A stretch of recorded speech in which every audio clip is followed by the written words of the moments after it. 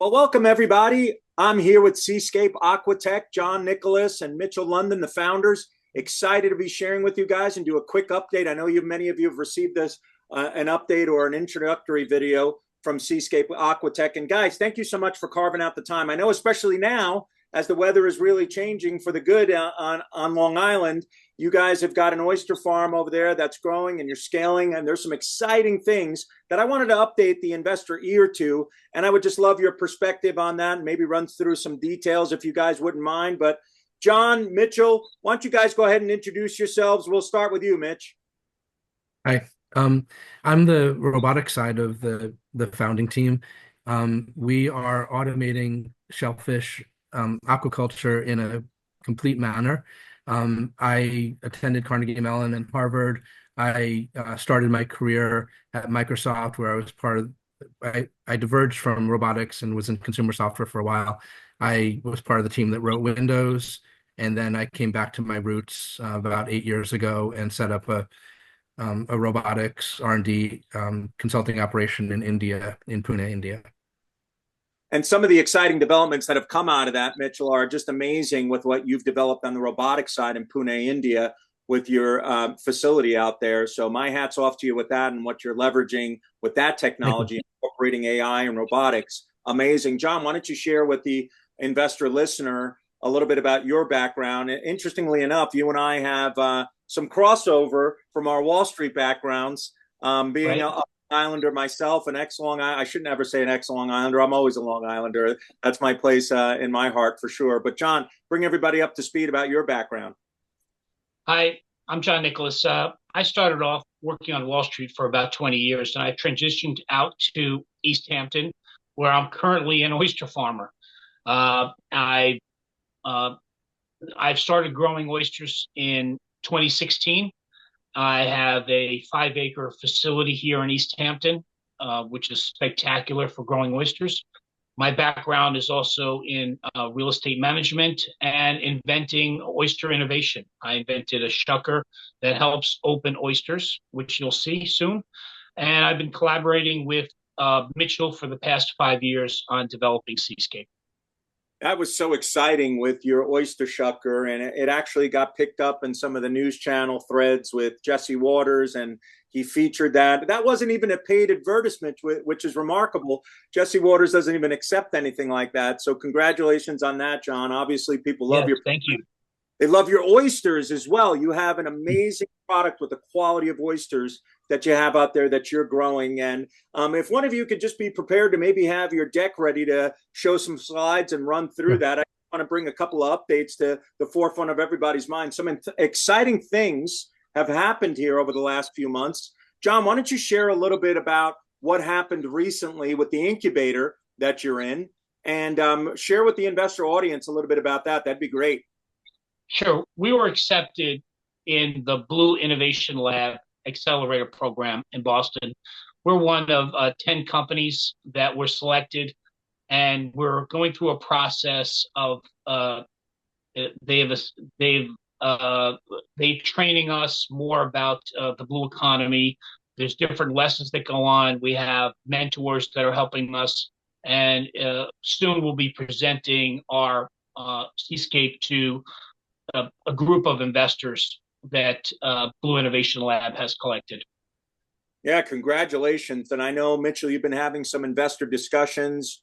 We've been able to bring some capital in. That's been exciting. And you're Yes. also speaking to several other investors right now. And why don't you take us through this deck here to bring us up to speed with some of the latest developments, and then what you'll be doing with the use of proceeds. And I'm sure you cover everything with that. So take it away, Mitchell. Okay. So we're presently raising 2.5 million via a YC safe note with a 12.5 million valuation cap. And in parallel, we're preparing a 15 to 30 million dollar raise, which is specifically for roll up of other oyster farms. So the business model is that we're developing technology that massively improves the operating performance of an oyster farm, but we're not planning to sell the technology. Instead, we intend to maintain proprietary control over our technology and buy other oyster farms at what appears to be a discount to us because under our aegis, they will have double or triple the free cash flows. That is absolutely remarkable. So what I'm hearing, and I think an investor will very easily ascertain that you're bringing a lot more profit to that sector. That industry is very intense human capital heavy, correct? Right. Right. Correct. Take us through that as appropriate. But what are we looking at over here? Looks gorgeous. So, This is my oyster farm in East Hampton. Okay, so let's give some of the listeners and watchers on this some perspective. So I'm looking at the ocean over there, okay, and that's Gardiner's Bay. Okay. In the big foreground, and the inside area, that's 3 Mile Harbor in East Hampton. Okay. And you're also looking, we border a 250-acre nature preserve. So we have the benefit of being close to where the Atlantic meets the bay, which is where Gardiner's Island is, as you can see on the map there. And we also have the benefit of having a little tiny freshwater stream that flows in here. So we have a little bit of a dense algae-rich environment. It's also a triple protected cove. And we also capture all the nutrients from the land, which makes the oysters exceptionally good. Wow. And we also have this is a small marina, and John gradually expired the leases of some of the boat slips and converted that into an oyster nursery. Wow, that's amazing. Yeah, go ahead, continue. So we're going to have the capacity to grow quite a few. This is a perfect nursery for growing the first year of oyster growth. And we also have two 10-acre plots in the Peconic that we'll be utilizing next year. So we have the capability to really expand our operations. Now, this is just the first of our farms. We're going to be testing the robotic equipment here, but soon we'll be expanding to other farms. And the amount of the bay water that we have access to gives us capacity to grow about 8 million mature oysters, but we're also able to grow more than 10 million juvenile oysters within our nursery. So we can either expand our operations or we can acquire other oyster farms and supply the juvenile oysters the first season of growth. Phenomenal. Yeah, take us through this, Mitchell. So John is the passionate oyster expert in our founding team. In addition to owning this property and having started on the oyster nursery, he also invented an amazing device for shucking oysters that prevents people from hurting their hands and enables them to do it quickly without spilling the oyster liquor. So that was featured, as you said, on the Jesse Waters show, and it's been an enabler for us because it attracts oyster lovers into discussions with us. You know what I'm noticing here as well, John? I'm looking at this fantastic device, and as you know, you gifted me with one, which my household loves. My 10-year-old daughter can open up oysters, and she did them wrong. I showed you the video. It's remarkable how well this device works for the newcomer to oysters. And as I'm looking at this, the perspective of that is what I wanted to say. It actually looks like a whale tail. Was that intentional? Yeah, that's a whale tail. Yes. I think that is so clever. Great job. I didn't even notice that. That is amazing. Good job on that. Yeah, Mitchell, go ahead. Continue. Yeah, so all of the discussions that John has with restaurants and chefs and home connoisseurs bring us into contact with people that we might not have had dialogue with on the investment side in Seascape, and it's just a wonderful combination. Absolutely. John, the oyster evangelist. That's what I'm going to call you, the oyster evangelist, because you've made our home into oyster lovers, and I shouldn't say that about my wife, but the rest of my family loves oysters. Right. So my background is in consumer software and then robotics. Initially, when I was a student, I was part of the leg lab that eventually became Boston Dynamics. In the last 8 years, I've focused on agricultural robots. So what you see on the screen here is my facility in India and the development of these golf cart size autonomous tractors for spraying. And it's infused with AI for detecting obstacles and people. And so what we've done is we've licensed this technology to Seascape for the command and control telemetry of the robot boats that tend to the oyster cages. That This is is awesome. a quick glimpse at my facility in India.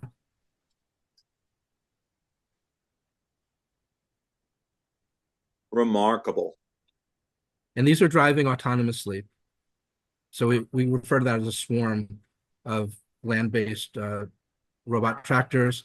And with regard to Seascape, we tend to call it a fleet. So that gets a lot of attention. The robotic boats tending to the float cages. But what I'd like the audience to understand is that we're automating the entire process, the juvenile growth from what are called flupsies, all the way through the bagging, processing, tagging, and tracking of the mature oysters that are put into the market. So there's a lot of sorting and there's a maintenance process called sorry, I blanked on the name of it. John, help me. Well, there's this process here. As an oyster farmer, I'm intimately familiar with each of the processes that we're trying to automate. Currently, at my farm, all of this operation is done by hand. It's a tremendous labor-intensive process, starting with the flupsy stage, which is flupsy meaning floating upwelder system, and a nursery, which is the first year of the oyster growth. During that time, the cages are clean, the oysters are gently tumbled, and the goal is to create the beginning of a deep cup. Then, after the first year, the oysters go to the Baywater site where they continue for the grow out. And then they're tumbled also, the cages are cleaned, they're sorted, and then eventually they're harvested, they're bagged and tagged, counted, and it's a very labor-intensive process. There's also another phase that is called winterization, where the cages are lowered for the winter time to avoid freezing on top of the surface. That's another situation that we'll be perfecting in our automation system. And then, finally, it's the processing, the tagging, the bagging, and the counting of the oysters. So the whole process we're going through is going to be automated. That's absolutely incredible. Yeah, go ahead. Take it away, Mitch. So this is the market landscape. It's a very, very manually intensive process for cultivating oysters, and the entire industry has been relatively averse to modernization. So when you think about it, the high cost of oysters is almost entirely driven by labor costs, and that's what we're addressing. We're roboticizing a process that is hard to find laborers who are willing to do the work, and it's dangerous for them. So what we're doing is, on the one hand, reducing the open water labor, and on the other hand, reducing the manufacturing cost for the equipment that can be grasped by the robotic systems. That is absolutely incredible, because when I look at these pictures that you have here on this slide, it doesn't look like a lot has changed from that black and white photo to that color photo there as far as the technological advancements goes. That is absolutely remarkable. Right. And if you think about every other form of agriculture, whether it's growing tomatoes or milking cows or bottling juice, it's very clean and industrialized, and we're bringing that level of industrial automation to this massive industry. The total market for oysters globally is around $7 to $8 billion, and yet this is the way it's being done everywhere in the world. And in Asia, it's like bamboo flow cages and lantern bags, but still, it's just very, very labor intensive. Nobody's doing it in a 21st century style. Amazing. So one may wonder, like, what's my credibility or credentials for this? I, as I had mentioned earlier, I attended Carnegie Mellon and Harvard. I was affiliated with the lab that made hopping and robots and quadrupeds. That lab eventually transitioned to MIT, and then the leader of the lab became the founder of Boston Dynamics. I went to work at Microsoft right after college. I was part of the team that wrote the first version of Windows. I left Microsoft and I founded a company that I exited at the age of 29. During that period of time, I authored a patent that was hotly pursued by competitors. I I've just generally stayed close with Carnegie Mellon University, so I was uh, close with closely affiliated with the team that pioneered autonomous driving, and I also co-founded a company called Astrobotic that has gone on to win over $300 million in NASA contracts. Amazing. So, in summary, what we're doing is we're completely automating the aquaculture processes for oysters, but this is amenable to other types of shellfish as well, such as scallops, mussels, and clams. And we have India-based R&D and fabrication capability, so we're able to lower the the cost of developing the technology as well as the cages and other infrastructure itself. And our business model is to acquire other existing fully permitted oyster farms, not only in North America but globally, and then apply our technology to the portfolio of shellfish farms that we will have acquired. And and so in North America, it's almost exclusively going to be done with acquisitions, but uh, we're open to other forms of partnering in the global markets. And you know what I find exciting? If you can go back to the slide on your raise, and John, so you can give some perspective with your background on Wall Street and walking folks through this here. What I find is remarkable is you're basically on the cusp of generating revenue because you've got 1 million oysters that are growing right now. So you're going to be selling those. So you're not only a robotics and technology company, you're an oyster farm that's scaling because you're going to have these different locations that you acquire. So why don't you, in closing, walk investors through what this is going to look like? I think it's absolutely remarkable at $2.5 million that you're raising, and then you're going to be doing another raise after that. Walk people through this because I believe your valuation is probably low in my opinion, but you're having a valuation cap at around $12.5 million, and you're on the cusp of generating revenue. That's remarkable. Walk investors through this, John. Sure. We're going to use the 2.5 million use of proceeds is mostly towards developing the robotic equipment. Now, our goal in developing this equipment is actually to produce a superior oyster. We're trying to not only save time in growing the oyster and reducing man hours, but we actually want to make a superior oyster. And our goal is to have a deep cup oyster that in each of the premier marketplaces for oysters. We want to have an establishment in Prince Edward Island, in Maine, here in East Hampton, in Oregon, in Washington State. So eventually we'll be able to offer a portfolio of premium oysters to the big buyers in America.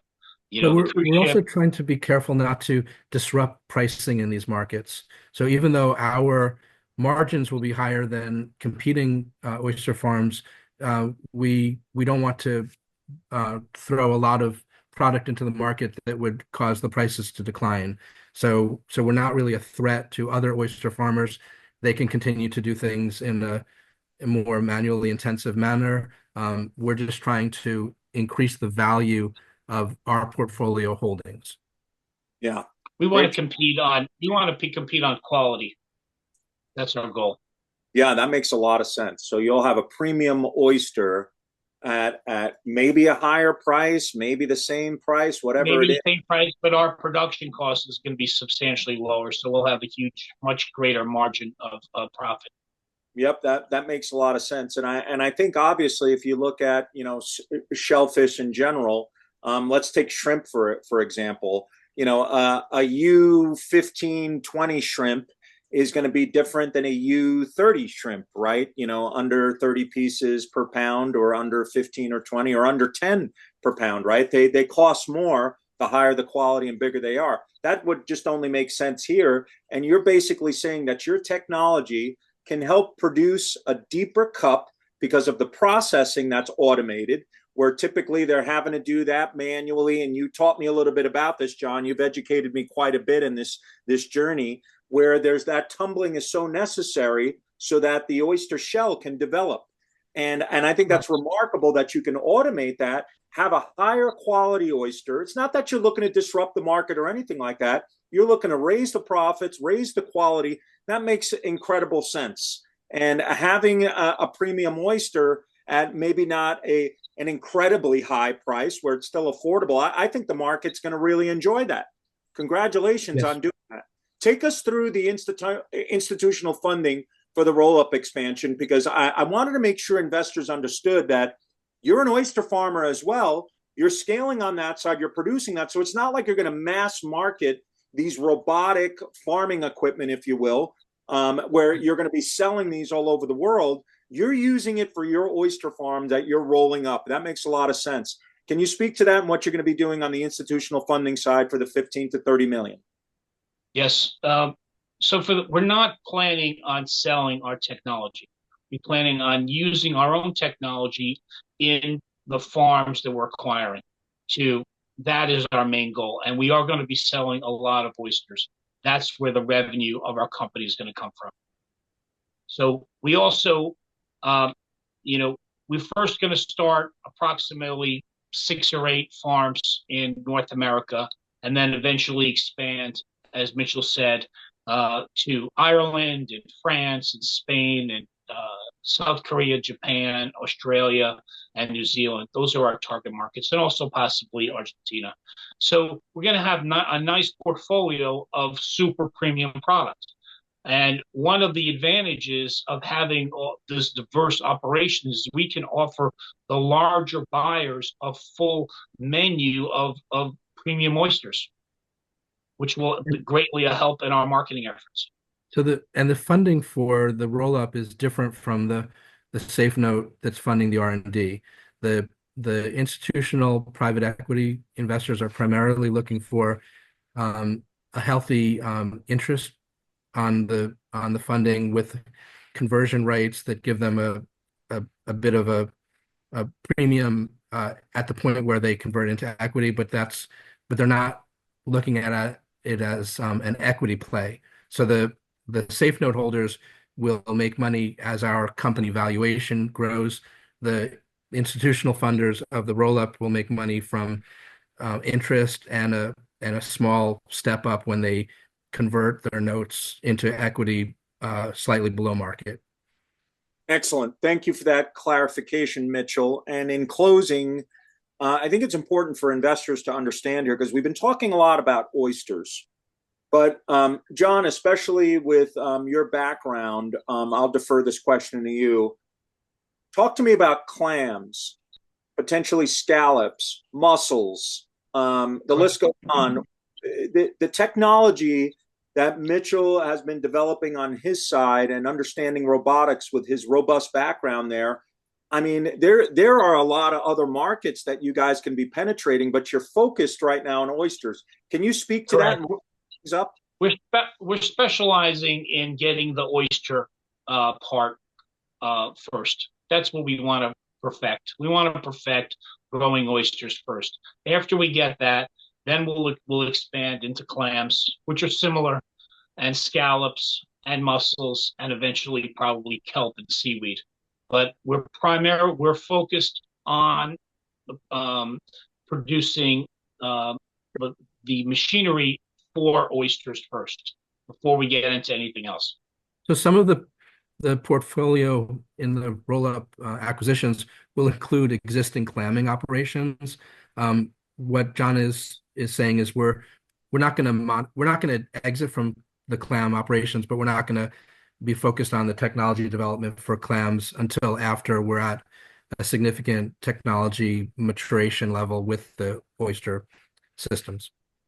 Yep, no, that makes a lot of sense. All right, so as we wrap things up here, Mitchell, just tell me what you want in closing, just the salient points for an investor to understand. I think it's important that you take a couple moments to do that, and then we'll defer to John, and we'll wrap up with my thoughts. And thank you guys again for carving out the time. Mitchell, over to you. Okay. Well, the main thing I'd like for investors to understand is that we're more than just a startup. Like John brings to the equation his existing oyster farm. It's a 5-acre property that's commercially zoned with the marina that's been converted into an oyster nursery. We've got 1 million oysters already in the water. We can expand to many millions at will. I have an existing R&D operation in India with years of experience and the capability to polish off the systems that we're developing and to create the infrastructure at a fraction of the cost of buying it in the open market right now. So it's sort of like a combination of two existing companies as a joint venture, if you will, and so we're hitting the ground running. And also we're not young. We're seasoned professionals who know what we're doing. That's really both exciting. in the finance and the business development side. Yeah, yeah. I want to add to that we're also developing. We're going to be the first mover in this industry, and we're developing a portfolio of IP, and we're going to try to create a minefield of patents in our wake.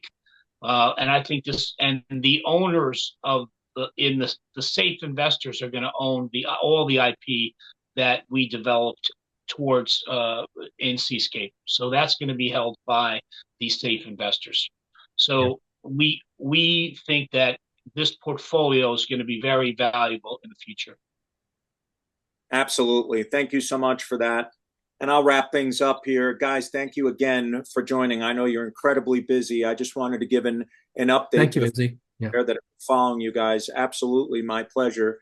And folks, you've been seeing a link that's been coming up here. I would love to make the introduction to John Nicholas and Mitchell London, the founders of Seascape Aquatech. It's really remarkable what you guys are doing. I think it's going to be an incredible journey that you guys are allowing investors to embark on. And folks, again, click on the link there below. I would love to potentially arrange a call if it's merited with these two fine gentlemen that are creating this remarkable company. I think there's tremendous potential upside. Obviously, there's no guarantees with anything. That's all my opinion for sure, as well as the founders. But I mean, the writing's on the wall. AI is here. Robotics is here. Why hasn't it not been utilized? You saw those photographs from the antiquated means. Nothing's really changed in the oyster market. And these are the gentlemen that are at the forefront of that right now, making a huge change which can up the ante in profitability. So thank you guys again. I really appreciate that and really looking forward to making the connections. But bye-bye for now, everybody. Thanks so much for joining, and we'll see you on the next one. Thanks, Mitchell. Thanks, John. Thank you. Thank you. Thank you. Thank you, Izzy.